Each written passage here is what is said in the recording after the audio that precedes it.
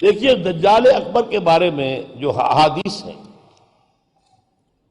ایک بات تو یہ کہ وہ کانا ہوگا ایک آنکھ سے، اس کے ماتھے پر لکھا ہوا ہوگا کافارا، ہر مومن پڑھ لے گا چاہے پڑھا لکھا ہو یا نہ ہو، وہ خدائی کا دعویٰ کرے گا، اور اس کی قوتیں کتنی ہوں گی ذرا نوٹ کیجئے، لا تزع قریۃ الا حبطھا فی 40 لیلۃ،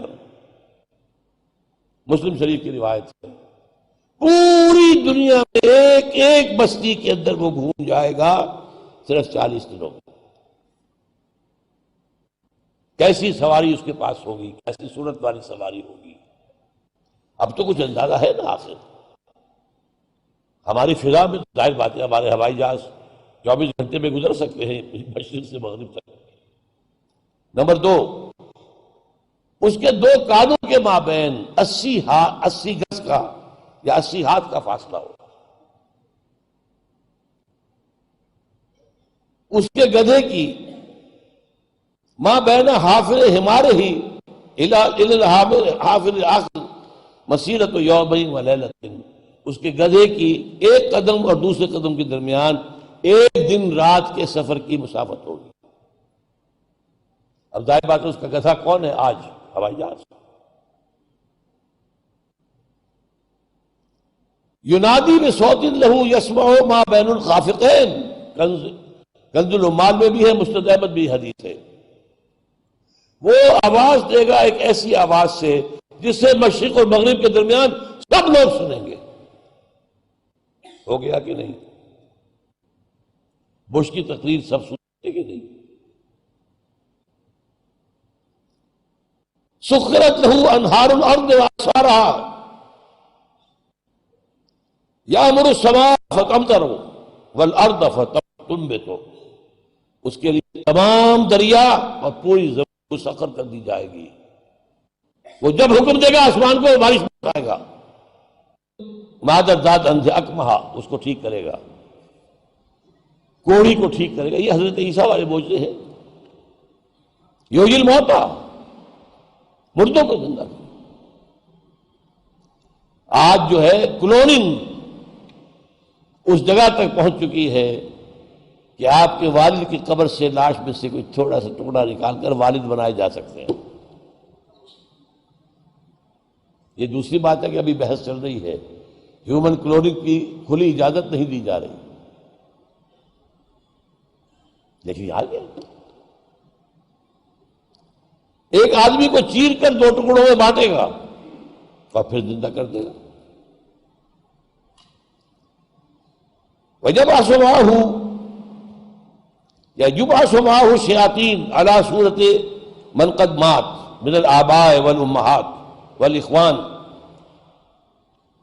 فیاتی احدہم الی ابیہ واخیہ فیقول الست فلانا الست تعرفنی، اس کے ساتھ شیاطین جن کا لشکر ہوں گے اور ان کی صورتیں وہ بنا دے گا لوگوں کے مرے ہوئے ماں باپ اور بھائیوں کی سی، اور وہ آ کر کہیں گے دیکھو میں تمہارا باپ نہیں ہوں، پہچانتے نہیں مجھے، میں تمہارا بھائی نہیں ہوں، پہچانتے نہیں ہو مجھے، ارے میں تمہاری ماں نہیں ہوں، پہچانتے نہیں ہو، یہ خدا ہے، اس کو کرو سجدہ۔ عام کفر و الحاد۔ اور ایک بات جو سب سے اہم ہے جو آج شروع ہو چکی ہے اور میں تفصیل بیان کر چکا ہوں، کائرو کانفرنس اور بیجنگ کانفرنس اور بیجنگ +5 کانفرنس، اور وہ بھی یونائٹڈ نیشنز کے تحت، آخر من یخرج الیہ النساء، آخر میں جو اس کی پیروی کے لیے نکلے گی گھروں سے وہ عورتیں ہوں گی، حتی ان الرجل لیرجع الی امہ وابنتہ واختہ وعمتہ فیوثقھا، یہاں تک کہ ایک بندہ مومن جائے گا دوڑ کر اپنے گھروں میں، اپنی ماں کو، بہن کو، بیٹی کو، بیوی کو باندھ کر جکڑ کر رکھنے کی کوشش کرے گا، اور وہ رسیاں توڑا کر اس دجال کے پیچھے بھاگے گا۔ وہ نقشہ ہے آج۔ ایک حکم پر یہ شیطان مشرف جو ہے ہمارے ہاں 30% سیٹیں سب عورتوں کے لیے مقرر کر دیں۔ بھائی امریکہ تک میں نہیں ہے تو ان کی پیروی کر رہے ہو، وہاں بھی نہیں ہے یہ ہم ان سے بڑھ کر ان کے مقاصد کی تکمیل میں ان سے آگے جا رہے ہیں۔ اب دیکھتے دیکھتے ہماری بات کو دیکھ کر انڈیا کے اندر بھی آیا ہے کہ 30% سیٹیں سب کی جو ہے خاص کر دی جائیں عورتوں کے لیے، وہاں وہ نہیں ہو پا رہا، جمہوری حکومت ہے، اختلافات ہو رہے ہیں، ابھی بحثیں چل رہی ہیں۔ اور یہاں کیا تھا، مشرف ایک حکم، اور کوئی نہیں بولا، کوئی مذہبی لیڈر نہیں بولا یہ کیا کر رہے ہو، کوئی سیاسی لیڈر نہیں بولا کیا کر رہے ہو یہ۔ ان کی گھٹی میں سیاست پڑ چکی ہے۔ خطرہ یہ تھا کہ ہم نے اگر ایسی کوئی بات کی تو یہ الیکشن پوسٹ پون کر دے گا، اور الیکشن بڑا ہوا ان کا ایک عام طریقہ۔ بہرحال یہ دجالیت جو ہے، دجال اکبر کی آنا ہے، یہ ہوگا کون؟ اس میں احادیث کے اندر اختلاف ہے۔ ایک واقعہ یہ بھی ملتا ہے کہ حضور ہی کے زمانے میں یہودیوں میں ایک بچہ پیدا ہوا، ابن سیاد، وہ بڑا غیر معمولی قسم کی صلاحیتیں اس میں تھی، وہ اپنی پیٹھ کے پیچھے سے بھی دیکھتا تھا،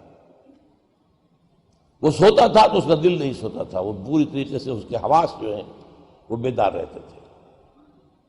تو حضور نے اس کے کچھ حالات وغیرہ کا باقاعدہ مشاہدہ کیا، یہ سوچتے ہوئے کہ شاید یہی دجال بن جائے۔ حضرت عمر نے کہا بھی کہ آپ مجھے حکم دیں میں اس کی گردن اڑا دوں؟ فرمایا نہیں، اگر تو یہ وہ ہے تو اسے قتل کریں گے عیسیٰ ابن مریم، تم قتل کرنے والے نہیں ہوں گے، اور اگر یہ وہ نہیں ہے تو خام کا ناحق خون کا جو ہے تمہارے اوپر الزام آتا ہے۔ پھر ایک صحابی رضی اللہ تعالی عنہ تمیم داری، وہ عیسائی تھے، اسلام لائے تھے، وہ کسی بحری سفر پر گئے تو طوفان جو ہے ان کے جہاز کو لے کر ادھر ادھر کئی ایک مہینے تک، اس سے بھی زیادہ، موج ادھر لے گئی پھر ادھر لے گئی پھر ادھر لے گئی، حتیٰ کہ ایک جزیرے میں جا کے ان کا اترنا ہو گیا، وہاں کوئی نہیں تھا، غیر آباد۔ اندر کچھ گئے تو انہیں ایک عجیب سی مخلوق نظر آئی، جساسہ، کہ نہ اس کا پتہ چلتا تھا منہ کدھر ہے دم کدھر ہے۔ اس نے کہا تم کیا کرنے آئے ہو؟ دیکھو فلاں صومعہ ہے، ذرا ادھر جاؤ، گھنا جنگل ہے، وہاں جو ہے ایک صومعہ ہے، چرچ ہے، اس میں ایک آدمی تمہارا انتظار کر رہا، جاؤ۔ وہاں گئے تو دیکھا کہ ایک بہت قوی ہے، بہت لمبا چوڑا، رسیوں میں اور چینز کے اندر جکڑا ہوا انسان، انسانی شکل، اور اس سے پھر مکالمہ ہوا، کچھ سوالات کیے، کیا بحیرہ گلیلی میں پانی ہے؟ کہاں جی ہے؟ اچھا، ایک وقت آئے گا کہ پانی نہیں رہے گا، حضرت عیسیٰ علیہ السلام کی آمد کے بعد جب یاجوج ماجوج آئیں گے تو یہ سارا پانی پی جائے گا، کوئی قطرہ نہیں بچے گا۔ اس طرح کئی سوالات کیے، اور پھر اس نے غالباً یہ کہا کہ میں دجال ہوں، مجھے ابھی اللہ نے گرفتار کیا ہوا ہے، پھر اب وقت آئے گا مجھے چھوڑے گا۔ ایک روایت یہ ہے، جب حضرت آئے تمیم داری تو حضور نے پھر اعلان عام کرایا، مسلمانوں کو جمع کرایا، اور انہیں یہ سارا تمیم داری کا واقعہ سنوایا۔ ایک یہ بھی ہے۔ تو اب یہ کہ اس کے بارے میں یقین کے ساتھ فیصلہ کرنا کہ وہ کون ہوگا، میرا گمان یہ ہے کہ وہ وہی ہے جو ابھی اس صومعہ میں قید ہے، لیکن وہ کوئی جن ہے، انسان نہیں۔ عزازیل جو شیطان لعین ہے، اس کا کوئی بڑا جنرل ہے، جو کہ آخری وقت میں آخری امتحان کے لیے انسانوں کے اللہ تعالیٰ کی طرف سے اس کو چھوٹ دی جائے گی، اور یہ ہوگا حضرت عیسیٰ علیہ السلام کا جو حکومت کا دور ہے 40 برس اس کے آخر میں، اور اسے بھی پھر حضرت عیسیٰ علیہ السلام ہی قتل کرے گا۔ لیکن اس سے پہلے یہ ہے کہ اتنی بڑی ہوا چل چکی ہوگی کفر اور الحاد کی، اور جو ہے زوال آ چکا ہوگا، کہ پھر حضرت عیسیٰ کا انتقال ہونے کے بعد کچھ ہی عرصے کے بعد اللہ تعالیٰ ایک خاص ہوا بھیجے گا کہ جن کے دل میں بھی ایمان ہے ان کی جانیں بڑی آسانی سے سہولت سے نکل جائے گی۔ اب دنیا میں صرف کافر، فاسق، ملحد، مشرک، گناہگار لوگ رہ جائیں گے، ان پر قیامت کی ہولناک جو زلزلہ ہے، یا ایھا الناس اتقوا ربکم ان زلزلۃ الساعۃ شیء عظیم یوم ترونها تذہل کل مرضعۃ عما ارضعت وتضع کل ذات حمل حملها وَتَرَى النَّاسَ سُكَارَىٰ وَمَا هُم بِسُكَارَىٰ، یہ جو سختیاں ہیں یہ کفار پر آئیں گی، اہل ایمان پر نہیں آئیں گی۔ اب یہ ہے میرے اور آپ کے لیے انفرادی سطح پر تو فیصلہ کیجئے، ہم اپنے اندر سے دجال کو نکالیں، محبت اللہ سے، دنیا سے نہیں، طلب آخرت کی، دنیا کی نہیں، فکر روح کی، جسم کی بھی کرو لیکن اس کی اولاً کرو، اور وہ نظام قائم کرو جس میں حاکمیت اللہ کی ہو، جس کے معاشی نظام میں سے سود اور جوئے کو نکال کر باہر کر دیا گیا ہو، معاشرہ وہ ہو جس میں عفت و عصمت کی ویلیوز ہو، شرم اور حیا کی ویلیوز ہو، خاندان کا ادارہ مضبوط ہو۔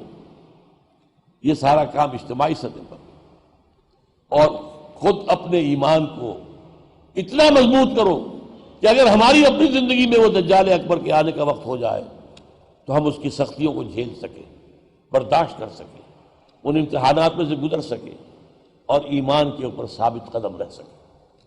اللہ تعالی ہمارا مددگار ہو۔ اقول قولی ھذا واستغفر اللہ لی ولکم ولسائر المسلمین والمسلمات۔